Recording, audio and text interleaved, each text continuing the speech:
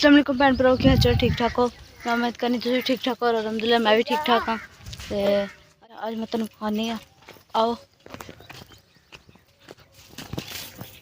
आओ देखो, आओ देखो मिट्टी खानी है तुम थापियां भी सेक की देखो, मिट्टी खड़ाई है ना। आओ देखो आओ देखो, आओ देखो थापियां मिट्टी से सारी खड़ाई है देखो। आज तूत कल है देखो, तूत है देखो बाहर भी थापियां घर रख दे देखो अंदर उत्थे कमरे रखो रखो रख रख जल्दी कर।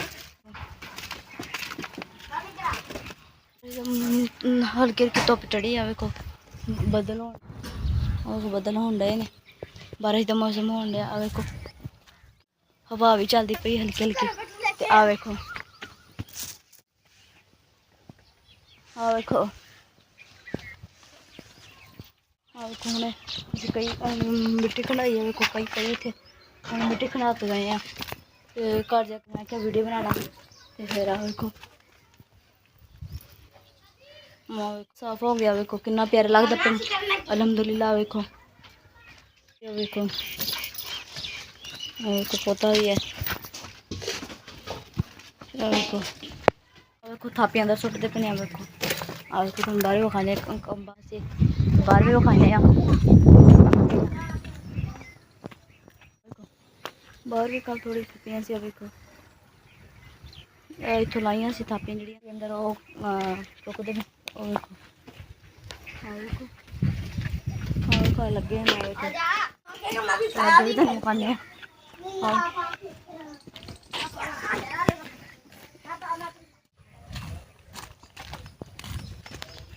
आ देखो आ देखो आ देखो कितनी प्यारी हरियाली है देखो। फसल देखो उगाई है आ देखो, फसल देखो उगाइया ने देखो, काकू उगाया पट्ठे का देखो। तो मैं तो लगी जिन्हें तुम बहुत ज़्यादा प्यार कर दो, और कल की वीडियो तुम बहुत कल की वीडियो तुम जरूर देखियो। तुम अपने कल वाले साहब ने मिलावांगी, तो कल की वीडियो तुम जरूर देखने, सरप्राइज है तेरे वास्ते देखो कल की वीडियो जरूर। और मेरे और आ देखो और आ देखो सी रोटी खा ली आ देखो, नेरा हो चुका देखो, और देखो नेरा हो चुका है आ देखो, नेरा हो चुका है, रोटी खा ली असी आ देखो।